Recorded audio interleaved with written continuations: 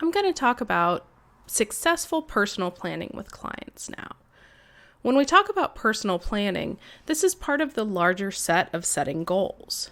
Setting goals is kind of a means to an end in helping clients engage in their personal recovery plan. By allowing clients to engage with us in figuring out not just what their goals are, but what the ends of those goals are. Again, what do they want their life to look like in recovery and health? We're able to help them better shape the future. So, some things that have been found to predict success in personal planning in particular are, first off, the planning needs to reflect the person. Although we might have two clients with very similar goals, they may have two very different ways of achieving those goals, or they may envision their future in two very different ways. Hopefully, being client-centered, we remember this anyways, but it can be really hard sometimes, especially for clients early in recovery who aren't quite sure what they're looking for. Goals need to be specific, measurable, and achievable.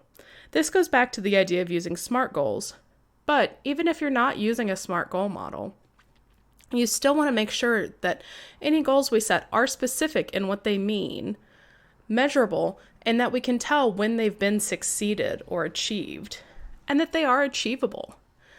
Not all goals are achievable for everyone, and that's kind of reality that we don't always like to think about, but we want to make sure that the goals a client sets are achievable, and often, at least at the beginning, achievable fairly quickly.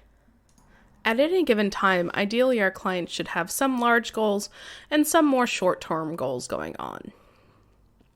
Next is making sure that we take steps in planning.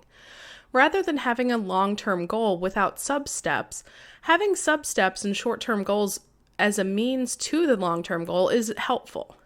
Again, this is going to be different for everyone.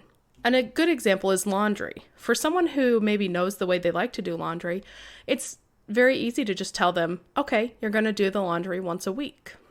Well, for some people who maybe aren't as familiar with doing laundry, they might need that broken down into more steps. You might have to be more explicit and descriptive in what laundry gets done once a week. Is it bedding? Is it clothes? Is it all clothes? Are we doing them as one load, two, etc.? With that, target dates is also important. While target dates aren't necessarily set in stone, it's still important to have a goal and a time to meet that goal. If we don't have target dates, things often get pushed behind. We also need to make sure that target dates are realistic without being too hardcore. Think of this as when we set New Year's resolutions. A lot of the time, if we just say, in the coming year, I'm going to travel. Well, what does that mean? Am I going to drive into LA County when I live in Orange County? Or do I want to travel internationally? Do I want to travel to space? And is that realistic? And what's the likelihood I might forget about it by the end of the year? Whereas if I say, I'd like to travel to at least 3 counties outside my own by March, that tells me exactly what I need to do.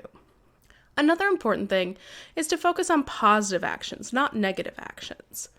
Positive actions are doing something, not doing something, right? So again, this is a lot like the idea of positive and negative reinforcement. We're not necessarily talking about good things and bad things, but again, having a goal of not smoke, that's a negative action. That's not doing something. Whereas if we set a positive action of exercise 3 times a week, or whenever I have a craving for a cigarette, call my sponsor.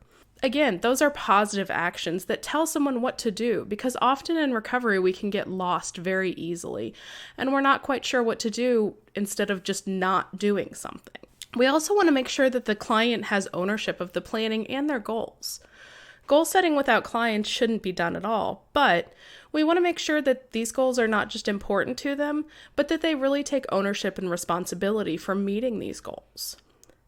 The last thing that's important is making sure that we have holistic involvement.